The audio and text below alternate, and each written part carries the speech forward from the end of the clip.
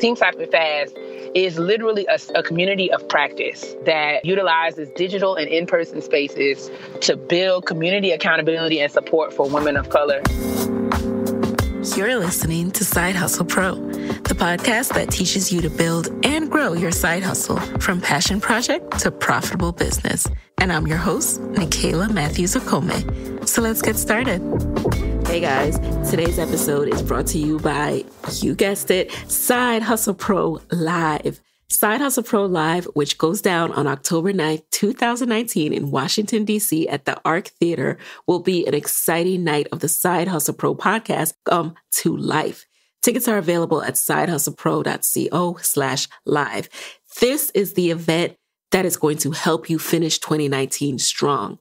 You'll get ideas for how to grow your side hustle, market your business, finally monetize your side hustle, and best of all, meet other side hustlers who may be able to collaborate with you, or you guys will support each other down the line. Plus, you'll have a shopping experience with side hustlers and Black women-owned businesses. Our special guest that night will be personal branding expert Maya Elias. Let me tell you something about Maya. This is a Black woman entrepreneur who has bootstrapped her business to almost $500,000 in revenue. This is the woman who taught me how to brand myself, how to relaunch my blog, and that blog would then become the precursor to Side Hustle Pro. And she's helped me continue to scale my business from there. You're going to be learning from the best, and you also have the opportunity to ask us questions. So these are the kind of events I went to when I started Side Hustle Pro. When people ask me about networking, how do you forge connections, I formed a lot of relationships with people that I still speak to by going to events like this. As you heard in a recent episode with Sonia Lewis, the student loan doctor, we actually met at a conference in DC for Black women entrepreneurs. We were both side hustlers, determined to scale our side hustles into full-time businesses. We met and we chatted briefly. We didn't even chat that long, but we exchanged info. We followed each other on Instagram and have been supporting each other ever since. That is the first step in networking for me. That is the step in forging relationship. And so these are the kind of events I was determined to produce. And it's another reason why it took me so long to bring my Side Hustle Pro Live vision to reality. I didn't just want it to be your average show. I want you to leave better than you came. And that's why we are cultivating the kind of unforgettable night that we are cultivating. So I truly hope to see you in the building on October 9th at the Arc Theater in Washington, D.C. Get your tickets now at sidehustlepro.co/live. Again, that's sidehustlepro.co/live. All right, guys, now let's get into today's show. So today in the guest chair, we have Dr. Takia Robinson. Dr. Kia is a multifaceted and multi-passionate side hustler, a PhD with over 10 years of professional experience as a university program administrator. She is also one half of the Getting Grown podcast and head coach of Team Typing Fast. Dr. Kia earned a BA in psychology from Manhattanville College and an MA in human development and family studies from the University of Connecticut, UConn. During her time at UConn, Dr. Kia played a critical role in the development and implementation of the campus's retention program that targeted first-year African-American students. She went on to earn an EDM in higher and post-secondary education from Teachers College, Columbia University, and a PhD in higher education from the University of Maryland, College Park. Her career in higher education administration and higher education research has been committed to the design, implementation, and assessment of access and retention programs throughout and across the academic pipeline. I really can't wait to get into today's episode, but first, I just want to tell you why this has been one of my personal favorites. First of all, I love Dr. Kia's spirit and energy, and I also love speaking with another podcaster. I started getting to know Kia last year after I went to the Getting Grown live podcast show in April 2018. She and co-host Jade were one of the biggest inspirations for me for doing my own live show. And as a matter of fact, I'm hosting it at the same venue that they did in DC. So shout out to them for the inspiration and the venue awareness. But after attending their show, that's when I really started to get to know Kia and follow her. And many of my relationships start this way on Instagram these days. We support each other via messages, emails, just showing support. And then when we see each other in person in DC, it's all love. And what I love most about her is she is so encouraging to Black women in general, but especially those pursuing their education. You know, they do their graduation shout outs, which I love on Getting Grown. And I remember being taken aback by some of the questions people were asking during the Getting Grown podcast live show, because I just remember thinking, wow, people are asking deep questions that you would theoretically go to your best friend for, but they're asking them. These women are best friends to their listeners. And that is a real treasure and a very admirable thing to see. On a personal note, for me, my conversation with Kia in today's episode let me know that I wasn't crazy for feeling the way I did in college at Penn. I, for one, suffered a little trauma coming from NYC, the Bronx specifically, and going to a predominantly white institution for college. I was completely out of my comfort zone in ways I didn't even expect. And I didn't know how to reconcile those feelings, especially because I attended an Ivy League college and I was supposed to be grateful to be there. And my parents were sacrificing to send me there. And I didn't want to come off ungrateful to them either. So I struggled with guilt and sadness. And if I had had someone like Dr. Kia, perhaps I would have spent fewer nights alone in my dorm room crying and fewer moments in class suppressing my questions for fear of looking dumb. So I hope that this episode will remind us that we don't have to isolate ourselves, that there are other people who are out here wanting to celebrate and support you. You don't have to feel alone. And I hope this side hustler's journey can encourage yours. Now let's get right into it. Hey guys, welcome back to the show. Today in the guest chair, we have Dr. Takia Robinson. Welcome to the guest chair, Dr. Kia.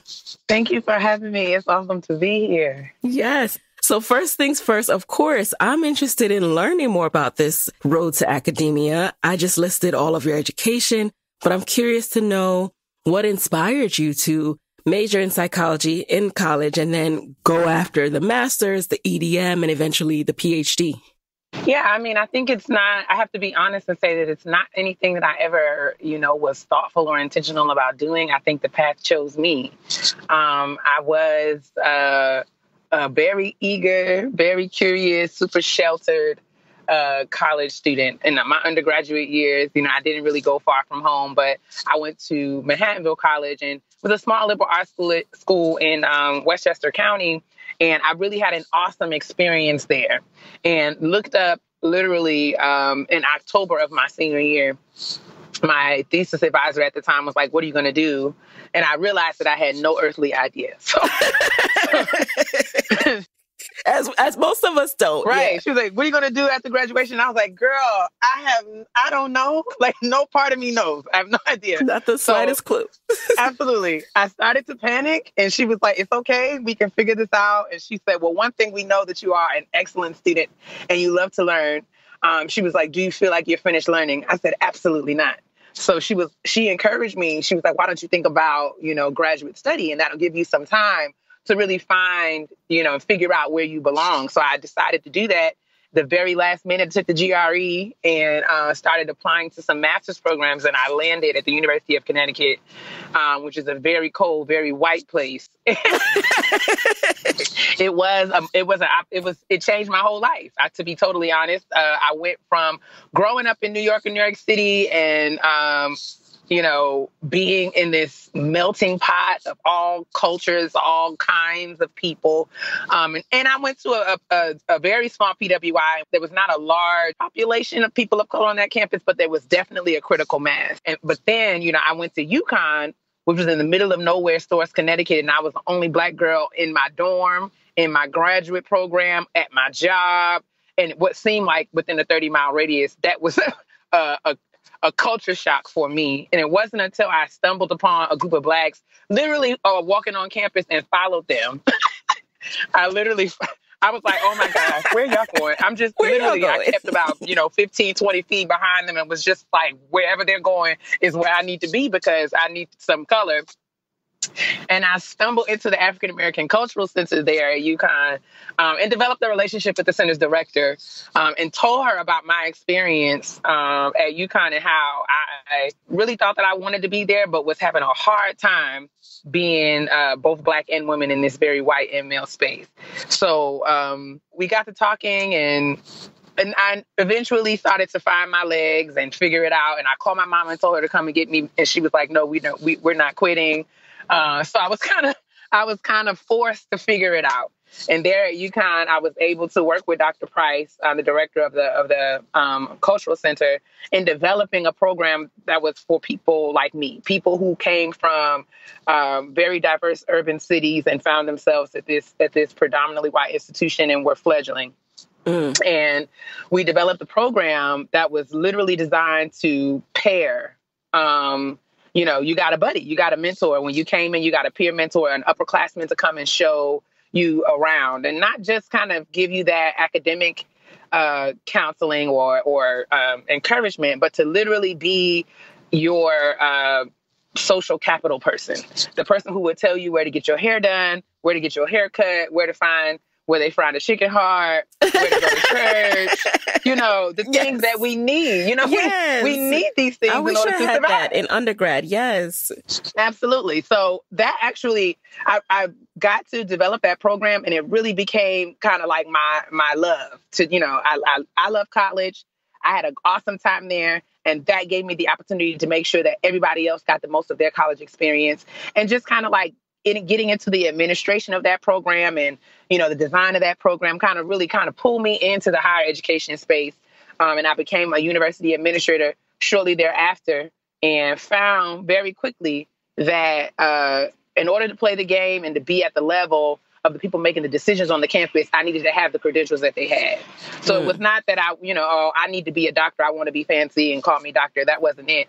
I realized that I needed to have this degree in order to do what I wanted to do. Because, being there with my master's degree, people would be like, oh, that's so cute. You have a little idea. That's so precious. But they didn't pay me 1 ounce of mine. So interesting. So in order to be like a decision maker and change. Absolutely. Yes. Absolutely. In order to be at the tables where the decisions were made, I needed to have what the people who were making the decisions had in order to sit there. So it was like, oh, okay, literally a very kick-ass white woman from the UK. Her name was Patricia. She was my supervisor, and she was the only woman in a very large civil engineering department. I worked for her there at Columbia during my time there as an administrator. And she told me very plainly, she was like, you're an awesome, thoughtful administrator. You've got a lot to bring to the table, but these people are not going to pay you any attention unless you have what they have.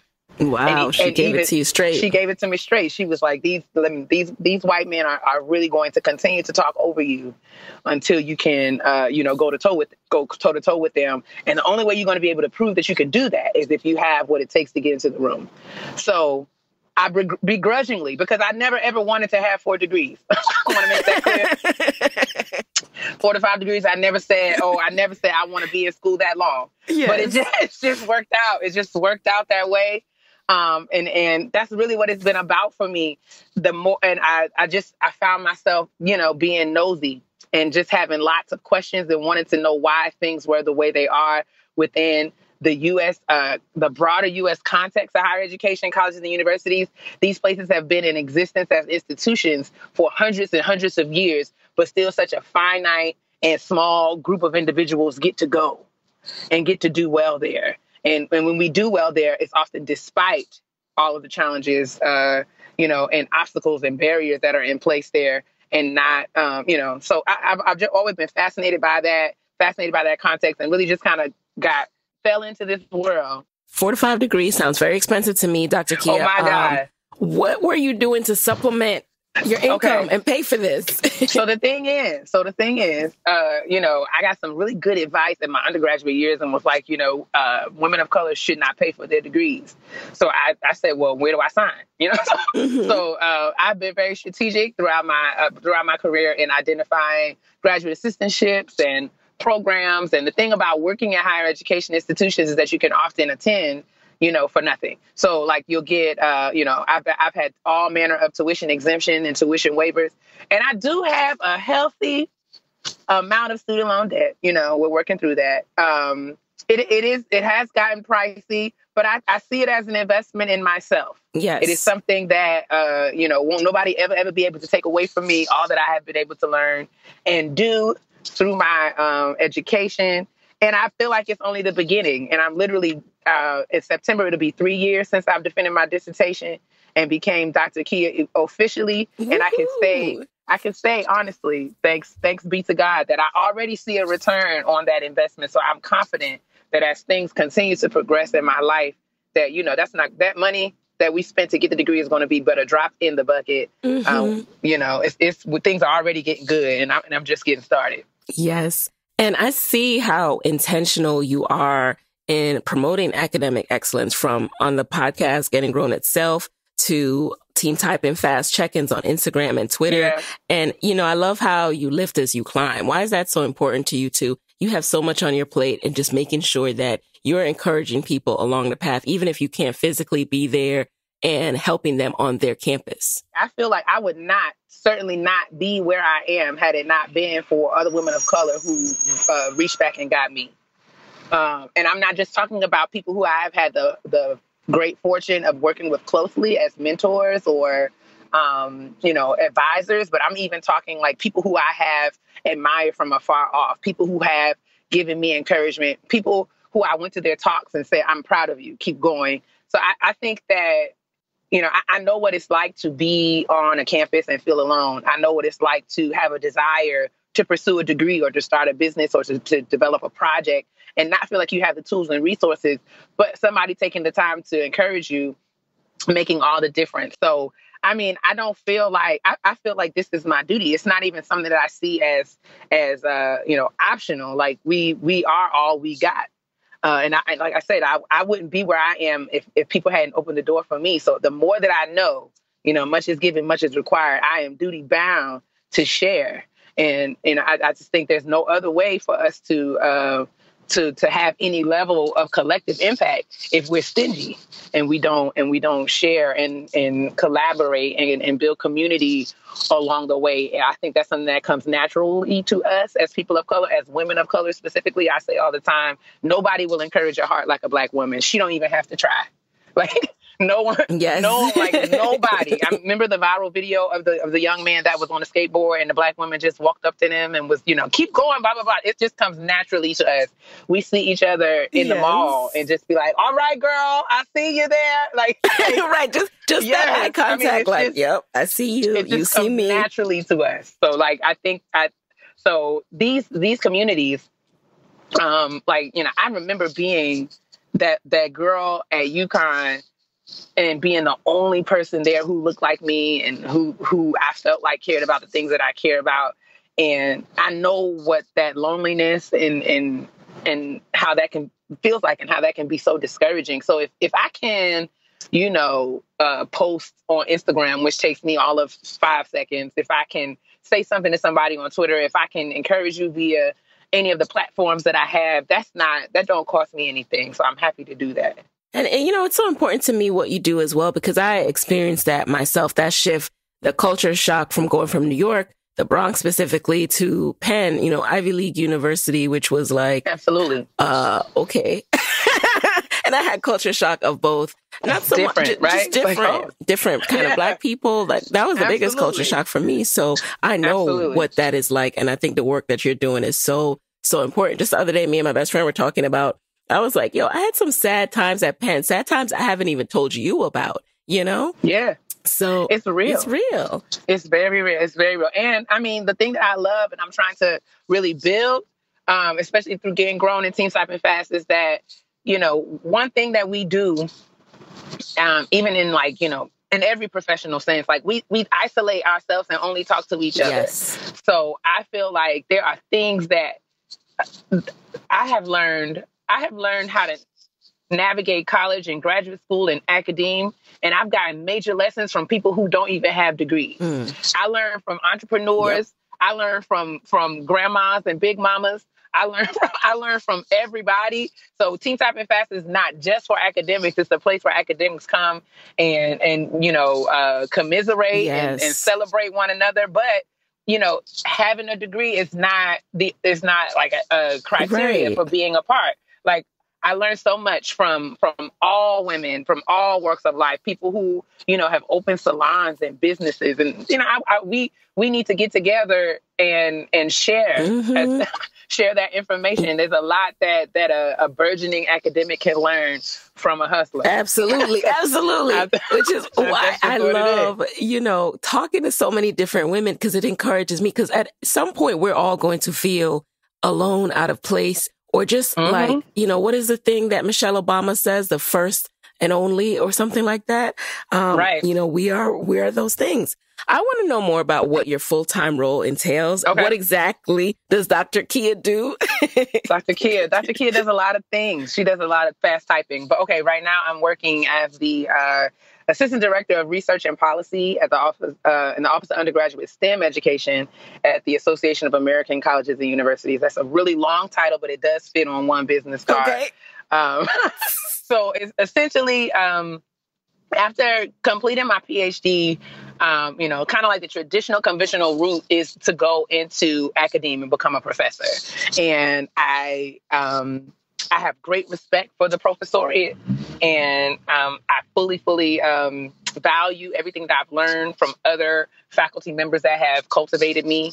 But it was really important to me, coming from a practical and administrative background, that the work that we're doing as academics, the research that we are generating, the knowledge that is hopefully pushing the field forward, it's really important to me that is just not relegated to scholarly journals and books, right? Yes. Because only a small population of people actually read those things, and it gets even smaller, depending upon the fields that you work in. I was very, very intentional about making sure that whatever I'm learning gets to the people who are actually using it and needing it. Whatever information I have, like, if I study broadening participation programs, if I study programs that are designed to, attract and retain students in certain programs, I want to make sure that whatever I'm learning, other program administrators have that.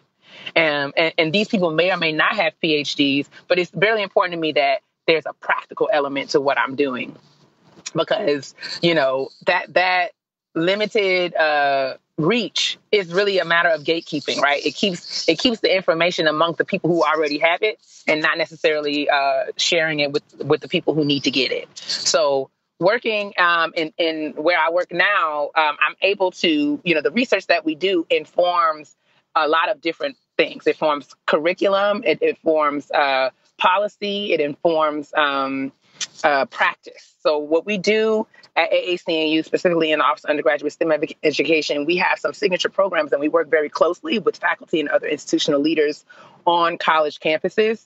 And we, do different, leadership development training, professional development training, and we do all kinds of awesome, great work that helps the people, the faculty that are on the front line, trying to work with these students and making sure that they have what they have in order to support everyone in equitable and socially just ways. So we do all this amazing research, and then we, design programs, and we have people who come and be a part of our different institutes and seminars and conferences. So I get to, travel the country and share what we're learning with people who are decision makers and leaders on campuses, and hopefully influence their practice for the better. So it's a lot of work. The research element the research element is still just as robust and rigorous as it was, or as it is for someone doing research in a conventional academic way. But the practical piece is really paramount for our organization and for me personally. And I have the opportunity of working with an awesome team under the leadership of an awesome Black woman, and we get to do this work in the world. And I'm just excited, and I'm excited to be able to do it. And I'm learning and growing and kind of fumbling my way through, because I don't have we don't have lots of examples. Yes, yeah, like I'm figuring it out and taking my hits and trying to grow and be better every day. But I get to teach teachers. I get to teach faculty and deans and provosts and presidents all of the things that they need to know. Because one of the things that's most interesting about higher education as an institution or as an enterprise is that, a lot of times you'll look and you'll see that the college president is Dr. So-and-so. And you read their bio and, he or she might be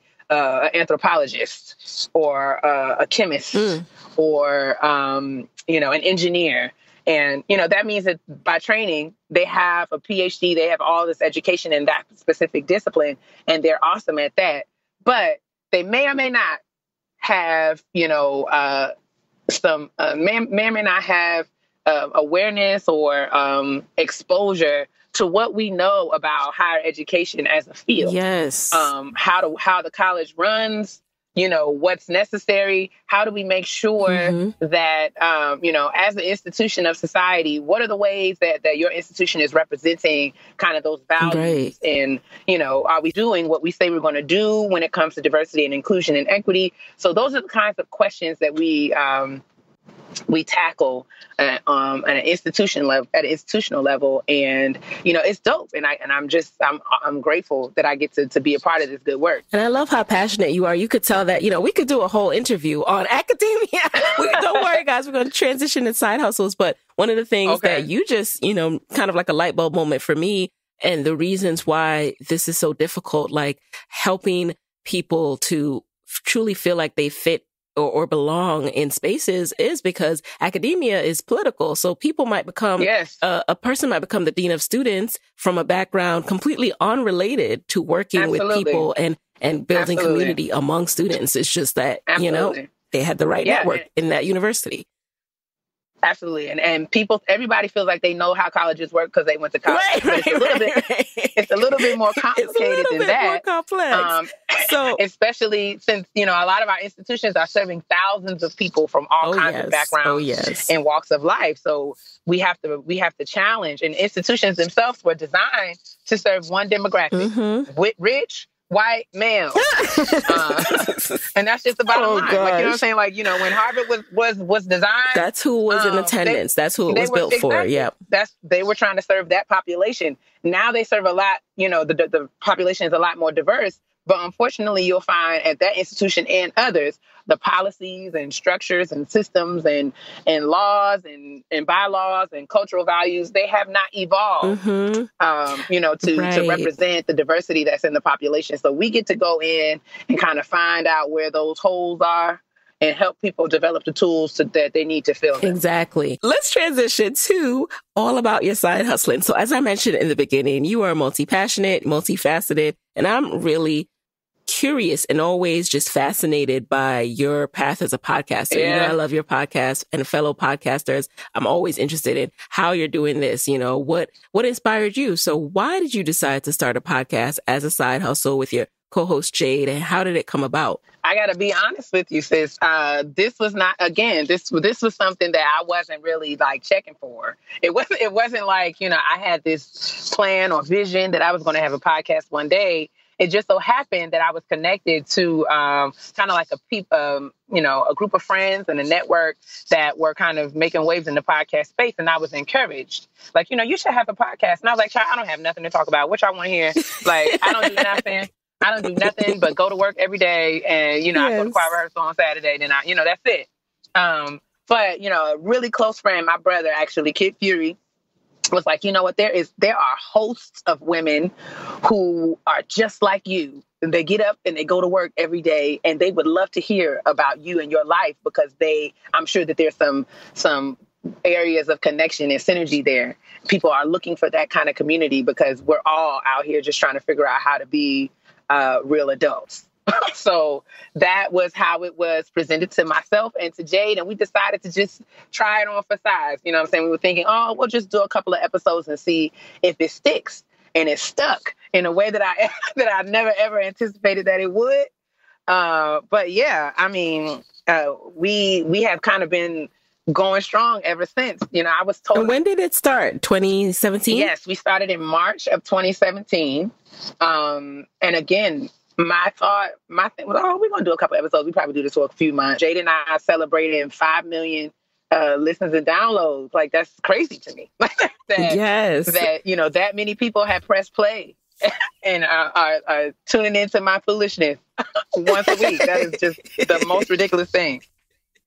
Is there anything that surprised you about the whole process, whether it's the business side or the actual creative process of making the episodes each week? So what I never, ever anticipated was that producing a podcast was a full-time job. I didn't know that.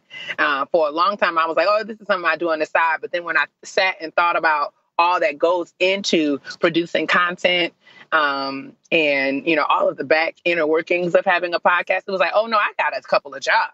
This is a job. So I never, ever anticipated that it would be this much work. It's great work and rewarding work and work that I don't mind doing, because I recognize the need for the spaces that I feel like, you know, your show and my show provide. But I was definitely blindsided by the amount of... Yes, it is a job. It is a job. It is a job, planning out content, having calendars, and, you know, especially when you start negotiating, you know, all the ad stuff and my word, it's just so much. And I'm grateful. So super grateful that we have the help and support of Loudspeakers Network, because, you know, Getting Grown is on Loudspeakers Network, and they really handle the lion's share of that. If they did not, things would totally be different. Because, I mean, even with what they do, it's a lot of work for myself and for Jade. But, you know, we're figuring it out, and it's worth it. Well, it's worth it. It is. It absolutely is. Your content, you know, it gets us through. And so I'm an independent podcaster. I don't have the benefit of a network at the moment. I'm curious, what is it that you take on as a podcaster? So as people who are starting out, we know we have to record, we have to write our episodes, publish, edit it every week. Is there any of that you're able to outsource, or are you still doing that? Because I know I've seen you tweet, like, it's going to be late this week, guys. So are you physically editing as well? We're not editing. Loudspeakers handles all of our editing, but Jade and I, you know, we are responsible for content creation and producing the show and recording. And we record remotely. So Jade records in Brooklyn and I record in DC.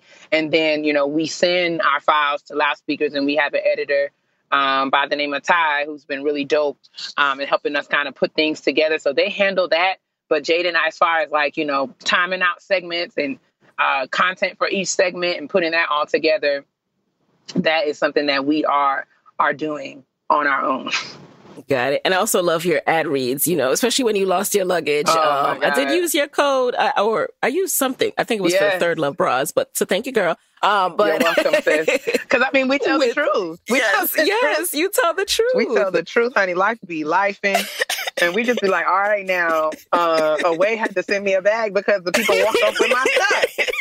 Yeah, like, this is a great piece of luggage, but by the way, it might get stolen. Hey, because they will take your things. Everybody got it. So you're going to have some distinguishing features of your bag. I experienced that as well. So when it comes to monetizing, so usually with side hustles, you know, I feel like a lot of people go into it with kind of a hobby mentality, or this is just something I love doing, and, you know, we'll see where it goes. Right. At what point did you have that lens? And if so, at what point did you switch to, okay, this is something that we need to take seriously and have business goals for it in terms of revenue? I would say maybe about a year in, because I don't feel like, you know, every now and then we would have some, you know, Loudspeakers would hit us and say that someone was interested in advertising on the show.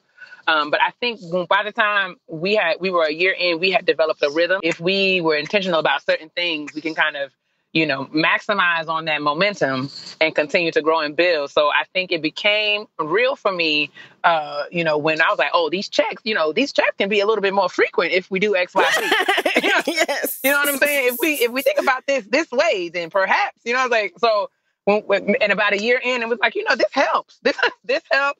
Let me see how I can supplement, you know, income in a different way. Because, you know, I'm single and trying to figure it out. Jade has a family, and just kind of the residual income that we were getting, you know, is a blessing. Because the way that my life and my work schedule is set up, I don't really have a lot of space for a side hustle. I got to be real strategic in how I schedule all of this out.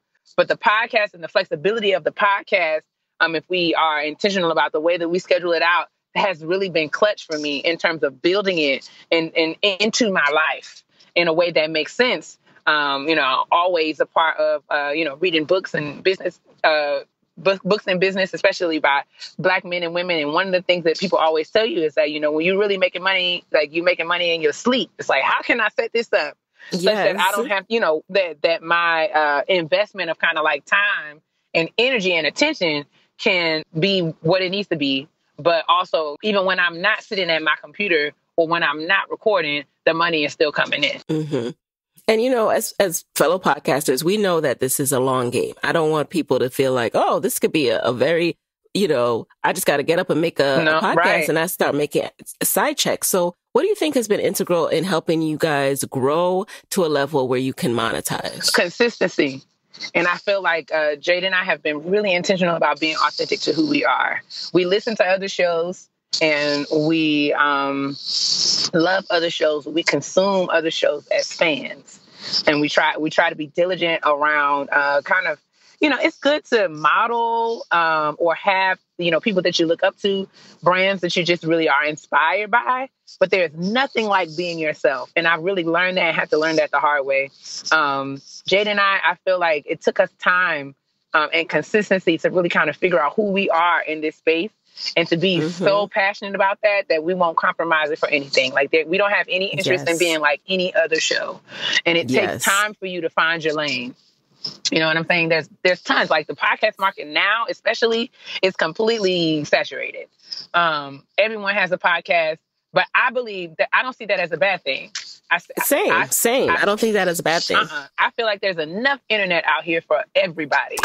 Yes, it is ongoing internet. What is it? I feel like there's a stat that people scroll 5 miles a day on the Facebook newsfeed. Like, it is crazy how much internet is out there. There's enough. There is so much internet out there. And how much people are consuming. It's out here for all of us.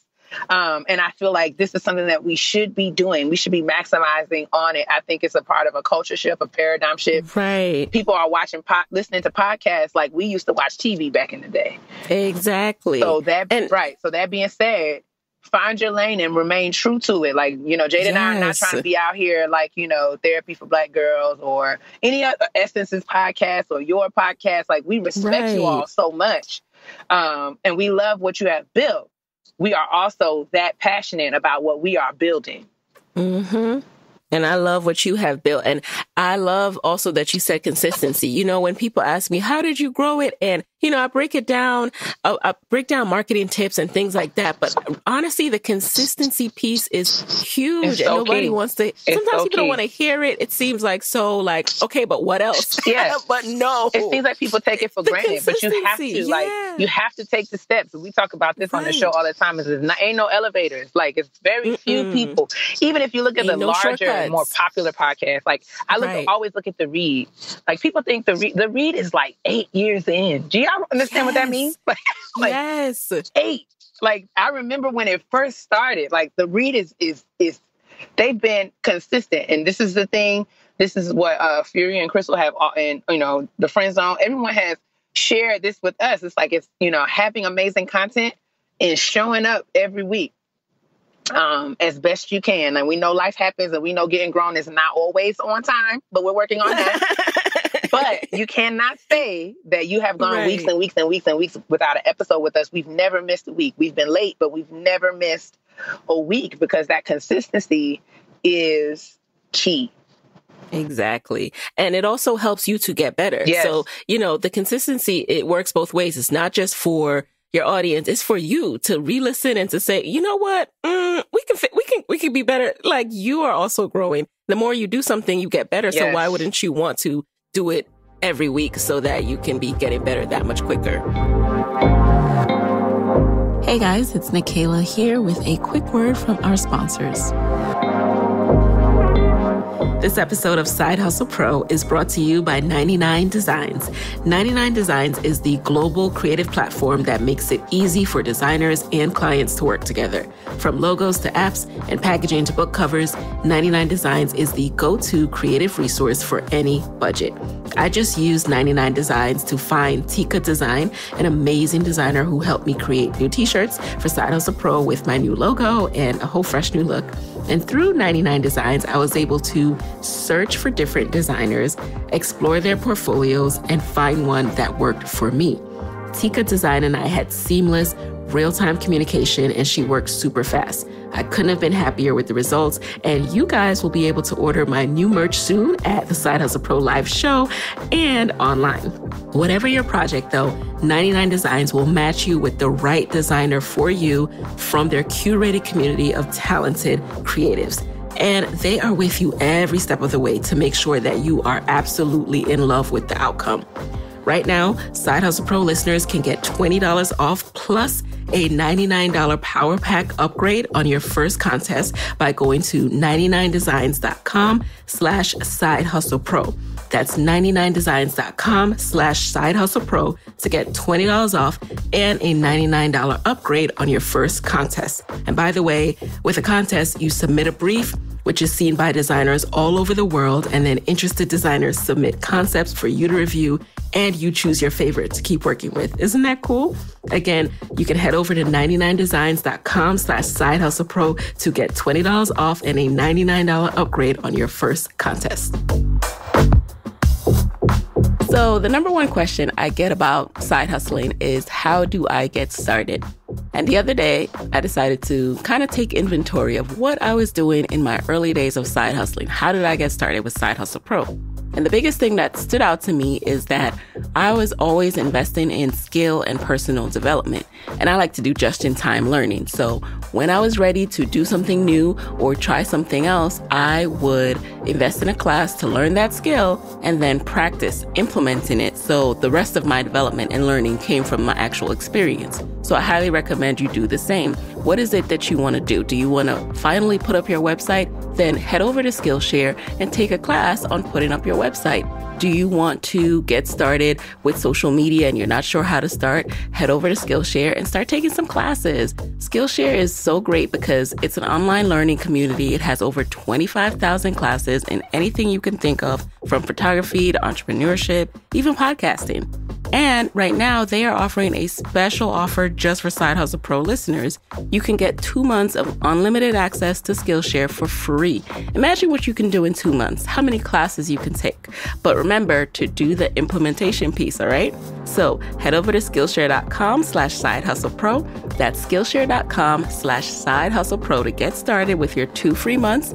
And one more time, that's Skillshare.com/sidehustlepro. So now let's talk a little bit about Team Typing Fast. Now, what exactly is Team Typing Fast? How did it come about? What is the actual, I guess, group? Yeah. So Team Typing Fast is a hashtag. It started off as a hashtag, and it was a joke from the beginning. I was on the read, and I think it was like it had to be 2015. Yeah, I was listening to that. Yeah. I was on the read on Thanksgiving. I went up to New York for Thanksgiving, and I was on the read in the Turkey and Greens episode 2015.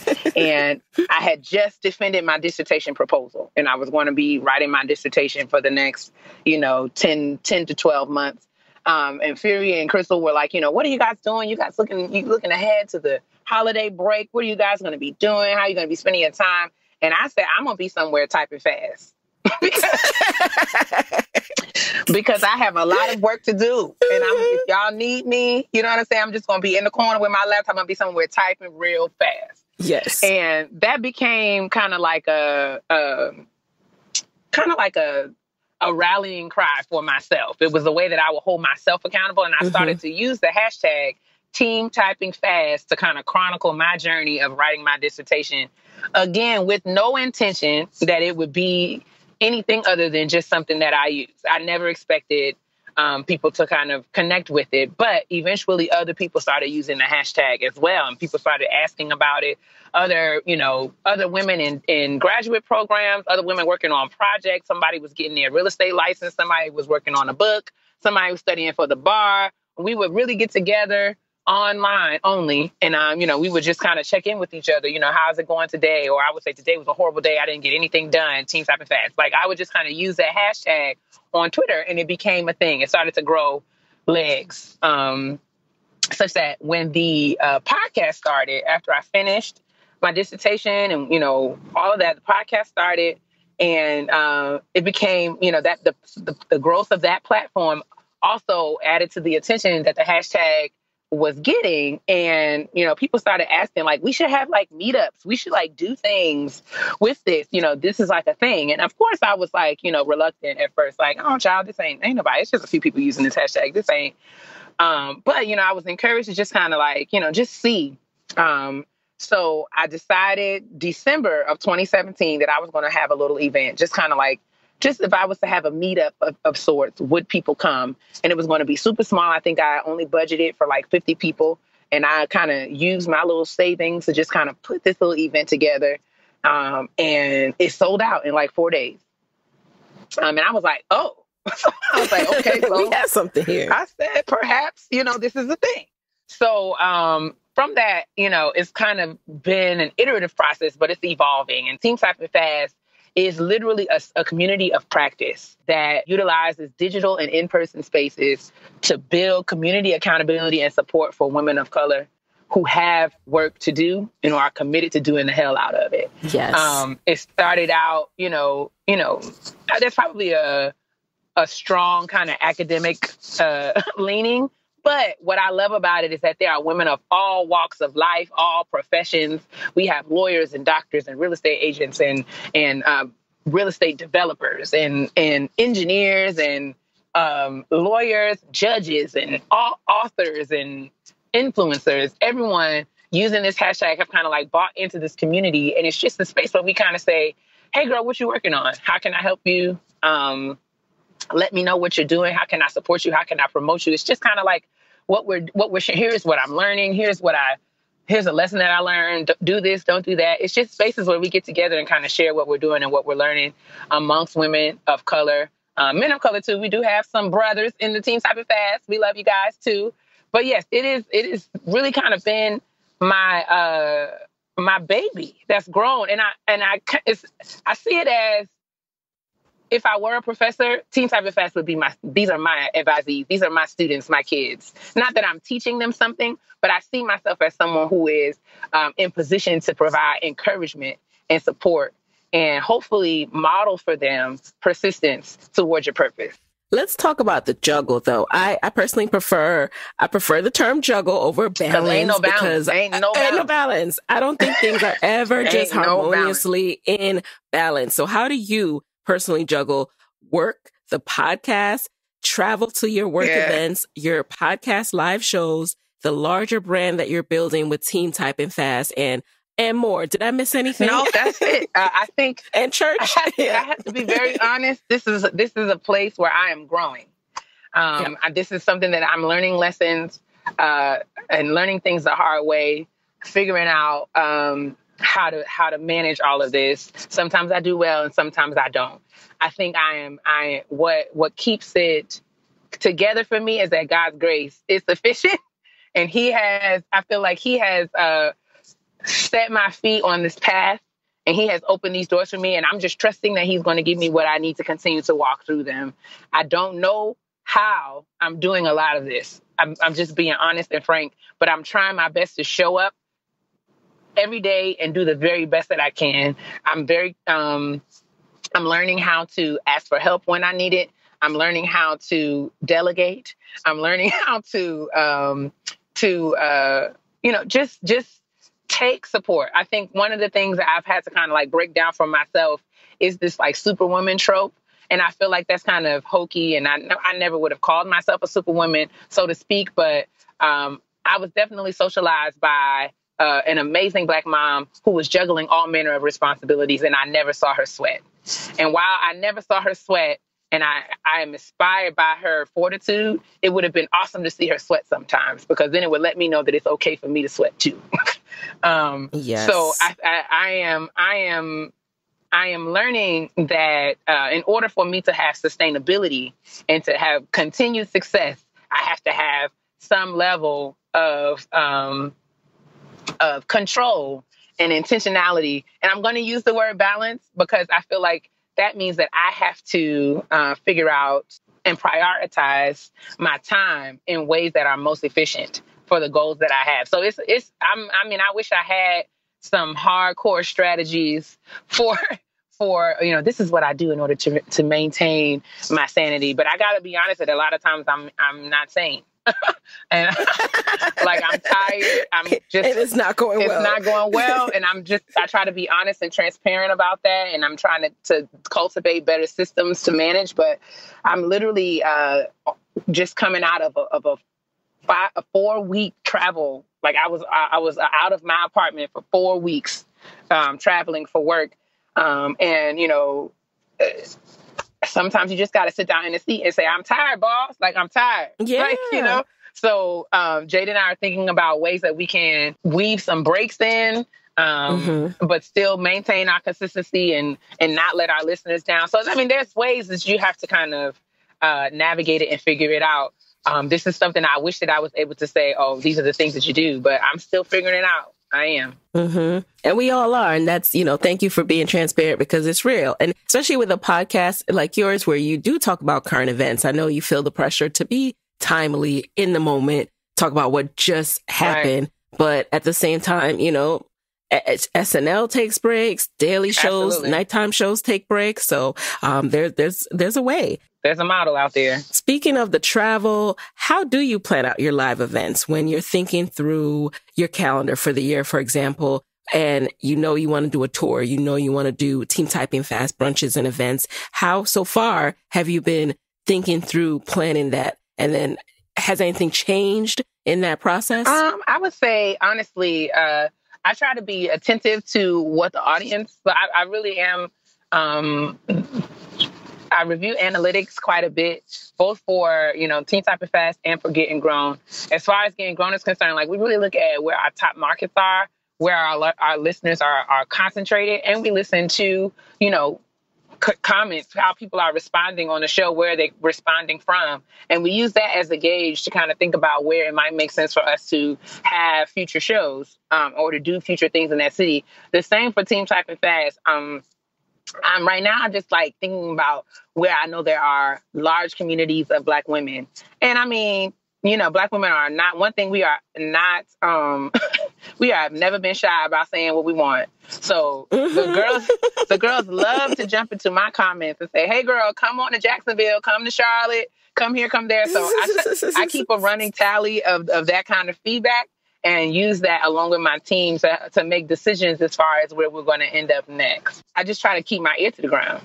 Yeah. And I mean, I really admire, and I don't want to even understate this because I really think that it is huge the way you are willing and ready to create these safe spaces for your audience to not only hear you or see you on social media, but see you in person and to show up that way. So as you're thinking through just your schedule for the year, for example, for a live tour, is that something you plan out at the top of the year? Is that something you plan a year in advance? How do you make sure that that happens with your work schedule? Yeah, that can be tough.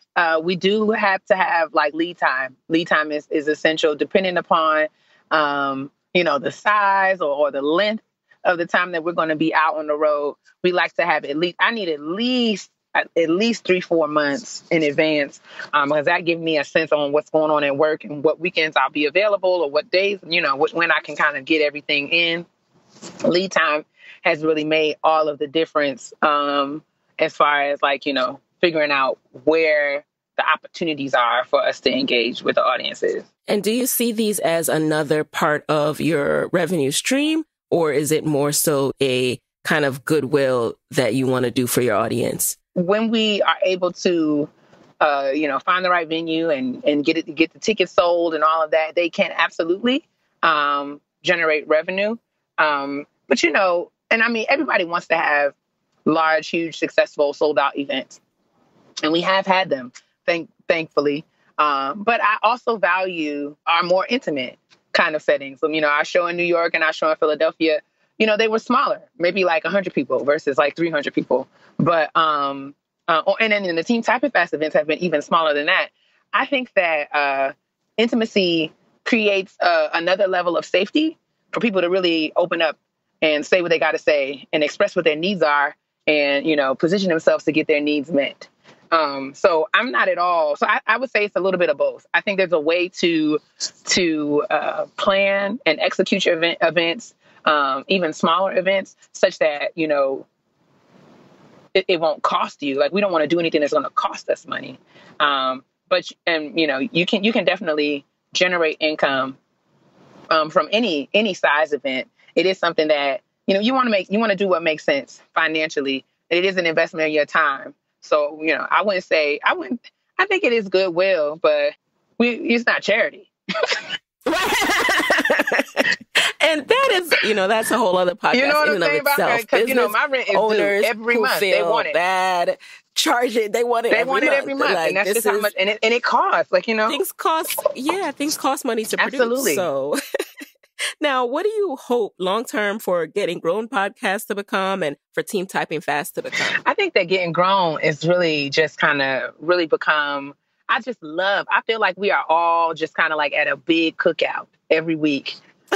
And I just love the way that we love on each other. It's really a positive space. And we have our shady moments because that's, a part of who we are as well. But for the most part, it's just not a negative show. It's not a negative, and we just talk about life and how we're trying to figure it all out. It's very real. It's very authentic. I would love to see Getting Grown continue to grow because I feel like there's a lot of us who are fledgling through this whole adulting thing. And, why don't we all just do it together? If we could grow, I would love for us to kind of, see some larger stages. Like, I would love to, do, Summit 21 or CultureCon or even Essence one day. I would love for us to kind of be in those spaces. That would be dope to me because I think that, it would give us even larger platform to do the important work that I think we're doing. The same thing for Team Typing Fast. Honestly, I'm hoping to launch teamtypingfast.com formally. It's kind of like in its soft launch right now. I'm hoping to do that over the next couple of weeks. And I see that as kind of just like, and I want us to just have, I don't know, I just feel like I'm stumbling, but I want us to just continue to grow and to be able to touch more and more people every day. Larger cities, larger events in more cities, and just having that one-on-one connection. I'd love to, go to some college campuses and again, do conferences and those things like that. Those are my hopes and dreams for both Getting Grown and Team Typing Fast. I probably should be a bit more specific, but right now I just want to continue to build on the momentum that I think we have, because I think we're onto something. And I also feel like something big could come from this, and I don't even know what yet. Oh, it will. Oh, it will. Exactly. We don't even know what yet. But I just believe that as you're speaking, I hear it. Yeah. And, as you're speaking, I know sometimes it can feel like, oh, man, I should have like a tight answer for this or blah, blah, blah. First of all, I want to dispel that, because every time I'm in the interview guest chair, I hate it because I'm like, y'all, I do not. It's funny. It's ironic because I'm like, I do not like trying to sum up my life because I don't know. And things can change so quickly. Like my life, things can change so quickly. My life right now doesn't look like I thought it would look when I was 30. At all. At all. But the thing is, sometimes I do think it's a balance. Sometimes we do need to sit down. I like sitting down and thinking through the goals for my life. Where do I want to be a year from now? That's as far as I go. I don't go into 5-10-year plans, but where do I want to be a year from now? And then I do these 12-week sprints to kind of like get me closer to that. But then also I believe in the power of sometimes when you just are heads down, I like to say lay low and build. Things are coming to you. Like the quote you see on Instagram these days, like your name is in rooms you haven't even stepped foot in yet. So there's also power in not necessarily trying to put a box around it all and allowing yourself to do that work because it's leading you somewhere. And when the time is right, that vision will be made clear. So how do you hope for these worlds to collide on the business front? So I talked about that where do I want to be a year from now? All side hustlers, we do have a vision, right? What's the long-term full-time hustle vision for Dr. Kia? I would love to be self-sustaining. But to be honest, I see I got a PhD because I wanted to do research and I wanted to do work in the ways that I'm doing now. And I want to continue to grow and do things on that scale, but I want to grow. And, even I do have a consulting firm that kind of is the larger umbrella for both Teen Top and Fast, and my portion of Getting Grown is called Purpose in Praxis. And I would love for Purpose in Practice to grow and to be its own kind of think tank and reform center, and just have all of these things kind of connect and come together. Now, that's real long term. I don't know how these things coalesce and combine in the short term. But I think ideally that's where I would love to be, and to be able to kind of like have the flexibility to move about on my own without having a time clock to punch, so to speak. Yes. Yes.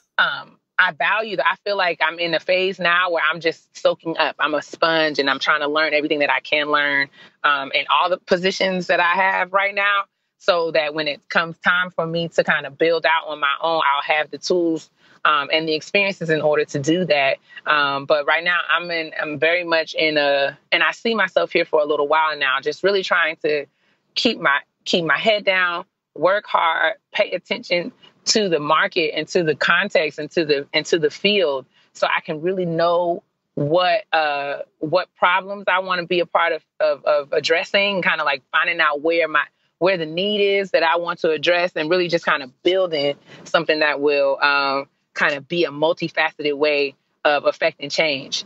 And yeah, I think on the long term, I would love to just kind of be my own boss and just kind of like out here moving and grooving and doing the things that I feel like I've been called to do. But I recognize that there is something to kind of this apprenticeship kind of, I'm a student of the field right now. So I want to learn it and know it, so that when it's time for me to pop, we can pop like Cardi B out there. Yes. I see the vision. I see it. All right. Now we're going to jump into the lightning round. You know the deal. You just answer the very first thing that comes to mind. All right. Are you ready? I'm ready. All right. Let's go. Number 1, what is a resource that has helped you in your side hustles that you can share with the Side Hustle Pro audience? I have recently become addicted to Canva. Canva.com. It's like the graphic design assistant website. I use Canva, and it helps me put together, my Instagram posts and the things for the website, other kind of business and branding kind of documents that we need for both Teen Top and Fast, Purpose in Practice, and Getting Grown. So like Canva is my baby. Like I don't go nowhere without her. She's always in my purse. All right. Number 2, what's been the best business book that you've consumed this year? The best business book that I have consumed this year. You know what? Okay, I always say the title all messed up, but let me, okay. So, it is Your Next Level by Karen Arrington. It's 7 Rules of Power, Confidence, and Opportunity for Black Women in America. Love it. That's a new one, I think. All right. Number 3, who is a Black woman side hustler that motivates you to keep going, and why? So I have to say, my dissertation advisor and kind of like my mentor in life now, Dr. Sharon Fries-Britt, is a side hustler that she is the prototype. She, started off as a university administrator at the University of Maryland, transitioned into the faculty, and has worked her way all the way up to full professor, but has had a healthy consulting business and just had multiple streams of income, and built businesses around providing resources to institutions in the areas of diversity and equity work.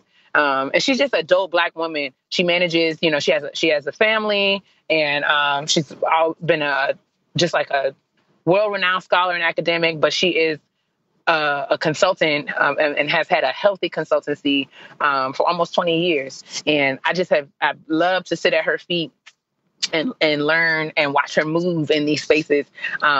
She's in the position now when people call her and she's just turning the girls down. I just don't have any more. Love space. It. And I love Yes. it. And seeing that, her and, Dr. Kim Griffin is another. And it's to the point now where, the things that they, that come down the pike, they're able to outsource. So they call me with stuff. So I want to be able to be, that, I want to, things coming into the degree where I'm calling the generation behind me. Like, can you handle this for me? I just don't have the space. Love it. And it's nice to have a blueprint like that. I love it. Yes, absolutely. Number 4, what is a personal habit that has helped you significantly in your side hustles? A personal habit that has helped me significantly in my side hustles. Y'all are going to laugh, but I'm going to say prayer. I have been really intentional about cultivating a healthy prayer life. And just because I got multiple tabs open in my brain and I'm easily distracted. One of the things that has helped me is writing my prayers down, because I know that when I start praying, like in my head, I drift off into like, oh girl, you got to get some gas and you got to pay your light bill. I drift off and then I'd be like, you know what, Lord, I am so terribly sorry. So to kind of keep that at bay, I have a prayer journal that I carry around in my purse. And I also have like a living document in my Google Drive that I can access on my phone and all of my other devices when I'm feeling overwhelmed or anxious. It is nothing. And you see me, you know, my thumbs are going on my phone. I'm not texting babe. I'm actually talking to the Lord because I need him to kind of come and help me, give me perspective around whatever anxiety that I'm feeling. So I would say that has really been the only way, prayer, and just really being intentional about praying, keeping a prayer journal, those kinds of things. Oh, I love that. I needed that one. All right. So finally, number 5, what is your parting advice for fellow side hustlers who are trying to juggle it, don't know where it's leading, and may be stuck or discouraged? If you feel in your gut, if you feel that you have that whatever it is that you are pursuing or doing is something that God has given you to do, this is something that it is for you to do. This is your assignment. If you feel it, if you feel that this is something that you have to take that seriously. And even when it feels like it's not working or that, your efforts are in vain, you have to be diligent and you have to take the steps. TD Jakes says all the time, there are no elevators. You have to take the steps. When you try to skip the steps, you trip and you fall backwards and you have to start over again. So take the steps, take the time to cultivate it. You have to, when you plant seeds in the ground, you have to take the time in order to cultivate it and water it and grow it and give it the time and light and the attention that it needs in order for it to grow. And it's not going to grow according to our timeline. It's supposed to grow according to the timeline that was originally, God gives us these things with something in mind. So we have to trust that and just, trust that and continue to keep your head down and do your work. No one will be able to argue that. If you continue to show up and remain diligent and do your work and take the steps, you only go up. You'll only go up. Love it. So where can people connect with you after this episode? Oh my goodness, I'm so excited. I love Side Hustle Pro. Okay. People can find me. I guess the best way to find me right now is on Instagram at Tykeia Nicole. That's TYKEIA Nicole on Instagram. I'm at Nothing But Trouble on Twitter. You can find Getting Grown. Anywhere there are podcasts, if you search Getting Grown, you'll find that. And you can also head over to teamtypingfast.com. You can sign up for our mailing list. And once things get popping and the website gets launched and, we'll be announcing, upcoming tour dates and events and all those things will come through those channels. But please kick it. And I'm one of those people, you know me, I write back, I comment back. I'm engaging. I'm not going to pay you no mind. Say hi. You know what I'm saying? Say hi. It don't cost me nothing to say hello. So I will say hello. But yeah, I would love to engage with you all. I would love for you all to come and be a part of our communities that we're building through Getting Grown and Team Typing Fast. Team Typing Fast, again, is not limited to academics. I'm an academic, but I can learn from you. So please come and sit with us and let's do this work. We can do it together. And fun fact about me and Dr. Kia, I actually went to the Getting Grown live show in DC before I had listened to the podcast. I was just like, oh my goodness. I was just like, my friend was like, oh, let's do this thing. And I'm like, yeah. And then I went, I was cracking up in the audience. I was just like, this is amazing. I also was really impressed by how, people came to you guys doing Q&A with like some really deep questions. Like you Absolutely. Are really making a serious impact. There are people who have no one else to talk to or just feel like they can get a real answer to life's deeper questions, and they're getting that from you. So you just never know who you'll be helping when you put your voice into the world. So thank you for doing that. Thank you. That's what makes it really important. That's what really helped me to take it seriously. And it was like, oh, people are really listening and people are really valuing what we're doing. And it's just important. Yes. And I take it seriously. Like, if you guys trust me and Jade to help you navigate the challenges of your life, that's not something I'm just going to, do haphazardly. Like, we got to figure this out because I want you to win. So let's do it. So thank you so much for joining us in the guest chair, Dr. Kia. And there you have it, guys. Head over to sidehustlepro.co/Kia. That's KEIA for all of the show notes from this episode, including the links that were mentioned. Thanks so much for joining, and I will talk to you next week. Hey, thanks for listening. Now stay connected in between episodes by texting Side Hustle Pro to 44222. You'll get my weekly 6-bullet Saturday newsletters where I share what I'm up to, what I'm reading, my business tip of the week, and resources to help you grow your side hustle. And I'm working behind the scenes on some live events, which my email list will get access to first. So make sure you're in the loop. Text Side Hustle Pro to 44222 or visit sidehustlepro.co/SBS.